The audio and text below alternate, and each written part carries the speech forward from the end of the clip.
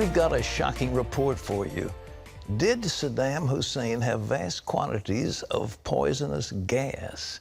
And if he did, has it now been found by ISIS? The savage terrorists reportedly have used deadly chemical weapons to murder America's allies, the Kurds. Apparently, it's mustard gas or some other blistering poison. That report comes as critics are still saying the Obama administration isn't doing nearly enough to defeat ISIS. Dale Hurd brings us the story. Photos obtained by the Middle East Review of International Affairs show the bodies of Syrian Kurds who appear to have been gassed by ISIS in the Kobani region earlier this year. The editor of the report, Jonathan Spires, says the photos indicate mustard gas or some other blistering agent was used. It happened after ISIS took control of a region in which Saddam Hussein was believed to have stored chemical agents. Iraq wasn't supposed to have chemical weapons. That's what the media told Americans over and over. But now the New York Times is reporting that U.S. troops were exposed to chemical weapons numerous times after the 2003 invasion of Iraq. It says the Pentagon kept the discovery of the approximately 5,000 chemical weapons a secret from investigators. Meanwhile, President Obama is defending his much criticized strategy against ISIS. This is an operation that involves the world against ISIL. Our coalition is united behind this long-term effort. But the White House all but admitted that an aerial campaign alone is not enough. Airstrikes will have an impact, but that impact is constrained by the fact that there aren't forces on the ground that can follow up on those airstrikes to end that siege. In Baghdad, CBN News reporter Chuck Holton says ISIS is doing a great job of manipulating the U.S. media. If they can threaten Baghdad and get the U.S. media all worked up into a frenzy over it, it's almost as good as if they took Baghdad, because what this group is very good at the media battle space. They're very good at winning on the media front. And there is concern the White House will lose its allies in the region if the president is not willing to commit ground forces to doing the job right and doing whatever it takes to defeat a deadly enemy. Dale Hurd, CBN News.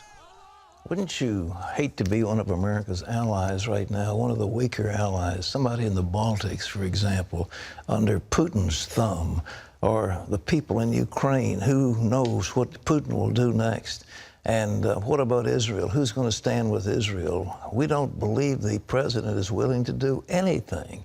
And that's what's so shocking. We've lost our leadership role in the world. And now he set a red line. You remember that? In Syria, there was a red line. If Hafiz al-Assad or Bashar Assad crossed that red line, bang, all kinds of bad things are going to happen. Nothing happened. Nothing happened. He is empty suit, as they say in Texas, all hat and no cattle. It's nothing. Well, ladies and gentlemen, we need to stand with those brave Kurds. They need our help. And mostly all they need is weapons. They've got Peshmerga that'll fight. The other thing that is needed, of course, if we're going to bring airstrikes, there have to be ground controllers at the scene to direct the fire of the airplanes. Otherwise, they're up there at 20,000 feet or 10,000 feet or 30,000, whatever altitude they have, and they're dropping bombs, but they don't know exactly where it's going. We need somebody to target, say, here's the coordinate directly, pinpoint, hit it here. But we don't have ground controllers now, and that's what we need. Well, in other news, here at home, another healthcare worker in Texas has tested positive for Ebola. John Jessup has that story from our CBN News Bureau in Washington. Here's John. Pat, that's right. That healthcare worker was among those who took care of Thomas Eric Duncan after he was diagnosed with the disease. The worker reported a fever Tuesday and was immediately isolated at Texas Health Presbyterian Hospital. The other Ebola patient in Texas, Nina Pham, is said to be improving. In a statement, she said she was doing well and is grateful for all the prayers she's been receiving. Meanwhile, the nation's largest nurses union is criticizing the Dallas hospital, claiming there were no protocols in place to protect workers at the facility. The Centers for Disease Control admits it made mistakes and that it could have responded sooner. The CDC is now sending a rapid response team to any hospital that diagnoses an Ebola patient. I wish we had put a team like this on the ground the day the first patient was diagnosed. That might have prevented this infection. Other healthcare workers who may have had contact with Duncan are being closely monitored. Pat and the CDC believes there may be at least 76 healthcare workers who are at risk. John, what we're finding now is what I have said on this program again. Viruses mutate. They have an enormous capacity to mutate and to avoid any drug you're putting up against them and change the type of activity they carry on in a host body. Now, if somebody coughs and sprays out into the atmosphere, that is enough Ebola to get somebody sick. Somebody sneezes. It isn't a question of he's got to have something and you touch it and it's blood and you get it on your body. The slightest little drop of that stuff is adequate to bring about this deadly disease. So that's why it can spread so fast. And I think we haven't been told fully exactly what the situation is. And there's something else, by the way. I hate to see politics inserted into this health crisis, but I understand that Democrats are running ads, running advertisements saying the Republicans had cut the funding for the CDC. The truth is that the Obama administration has used $1 billion of the money allocated to CDC to promote Obamacare. $1 billion to manage it, put it out, promote it, et cetera. And that's why if the CDC is short of funds, that's one of the reasons. It's not the Republicans that did it. It's the administration that did it. But that's an aside. But in any event, it's a health crisis. It's not a Democrat problem. It's not a Republican problem. It's not an independent problem. It's an American problem, and it's a world problem. And mainly right now, it's a West African problem. But it's got to be dealt with, and it's got to be dealt with care. And the other thing we can't do is point to somebody as being racist if he says the witch doctor medicine that is used in some of those primitive countries is bad. You know, they are. It's a great deal of superstition involving around this disease.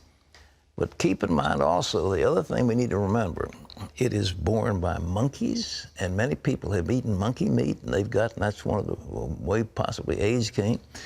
Clearly, bat droppings in caves. One of the books was about bat droppings that brought about the Marfan virus. We don't know rodents, who the carriers are of this stuff, but we have to understand that our workers need tremendous training, and to put thousands of American servicemen who are untrained for health care into that environment is insane. But we're doing it. Those guys didn't sign up to be infected with a life-threatening disease. They signed up to fight for our country. John? Pat, the Supreme Court has blocked key parts of a Texas law supporters say was designed to enforce higher safety standards at abortion clinics. But critics say the law was less about safety and more about making abortion less available. The law would have closed all but 8 of the state's abortion facilities, and the legal battle over the measure isn't over. Well, pro-lifers went right to the doors of the downtown Planned Parenthood here in Washington Tuesday. Their goal, to highlight that the abortion giant hurts men, women, babies, and even taxpayers. Paul Strand has that story. Pro-life activists feel Planned Parenthood does wrong on so many levels, they can fill up an entire news conference just listing the charges, like making hundreds of millions of dollars off more than 300,000 abortions every year, but forcing taxpayers to foot much of the bill. Those at this news conference pointed out that Planned Parenthood is taking $1.2 million of taxpayer funds every day, making every American taxpayer complicit in the act of abortion. Obamacare does cover abortion and health care plans that are subsidized by the government. And then on top of that, Planned Parenthood is receiving over $500 million from taxpayers every year under other funding sources. Missy Martinez highlighted how Planned Parenthood specifically targets African Americans and high school and college-age girls. 80% of Planned Parenthood facilities are actually within 5 miles of college campuses because they know that college women who are pregnant feel desperate. And so they prey on them, they bring them in, and they use them to meet their abortion quotas. Ryan Baumberger pointed out Planned Parenthood convinces women an unintended pregnancy or child is too much for them to bear. I thank God that my birth mom, despite the horror and the violence of being raped, chose courage and went through 9 months of a traumatic pregnancy and gave me life. Former nurse Jill Stanek came to bear witness to the horrid reality that abortion really is killing. As an RN, I held a live aborted baby until that baby died, and that is what really drew me into the battle in a powerful way. Allison Howard of Concerned Women for America talked about how her own father recently surprised her, revealing decades ago his girlfriend aborted their baby and how that still haunts him to this day. 55 million babies have been lost since Roe v. Wade. 55 million. But that's 55 million mothers and fathers that lost that opportunity to love. Paul Strand, CBN News, outside Planned Parenthood in downtown Washington. Pastors in Houston are fighting back after the city subpoenaed their sermons and 17 other forms of their private communication. It's the latest action in a legal battle over the city's new law protecting transgenders. For a city government to step into the churches and ask pastors to turn in their sermons and all their speeches, it's gone too far. This is not what America, the nation, is about. They want to put fear in our hearts. They want to stop the people from expressing the right that they have to oppose abuse of power in government, to oppose something that is not right. Battle centers around the Houston Equal Rights Ordinance. Area churches and Christian business owners say that law could penalize them for their biblical beliefs and infringe on their constitutional right to speak out against homosexuality. More than 50,000 voters signed a petition to repeal the measure, but the city rejected the petition signatures and the voters sued. Lawyers representing several pastors say the city's move is in retaliation for that lawsuit. Well, you might remember the name Colton Dixon. He was a finalist in the 11th season of American Idol. Now he's established in his music career and breaking the mold. CBN's Angela Zatopek gets the scoop on how he's using his platform from the Fox hit series to glorify Christ in today's edition of Family Entertainment News. His last album, A Messenger, set first-week sales records for a Christian artist. Now Colton Dixon fans have another album coming their way called Anchor. I recently caught up with Colton Dixon in New York City on his new album. I wanted to find out what are his songs all about and how did he make it happen. I had just released A Messenger, my first record, and realized how easy it was to get caught up in a current of a schedule, and I needed stability. I needed a foundation or an anchor, so to speak. And I also realized that I couldn't count my time on stage as my personal Jesus time. Those challenges he faced led to the song More of You, which Colton calls the heartbeat of the album. Imagine 2 cups of water. 1 cup represents you and the other represents God. The water in your cup represents anything that you're putting before God. It could be entertainment, it could be your job, your family. What I've realized is that if we want to experience the full potential of God's love and power in our lives, we have to empty our cups first.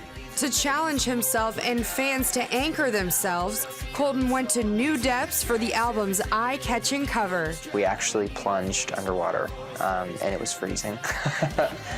We tried the oxygen tank at first, and normally when people use oxygen tanks, they have a mask and something covering their nose. We didn't think that through, so as I tried to breathe, it wasn't fun for those few minutes. For the first time in history, Christian music will grace soda cans across the country, featuring Dixon's music with a free song download on 25 million Mountain Dew cans.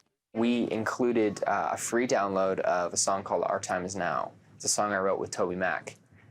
So if you find one of the Mountain Dew cans, be sure to check that out. Angela Zatopek, CBN News, New York.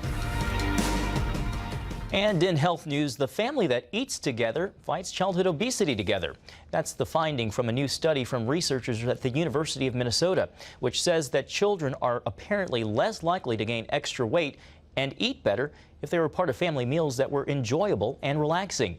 The families didn't always eat together every night, but kids who ate in another part of the house, like in front of the TV, were more likely to be overweight.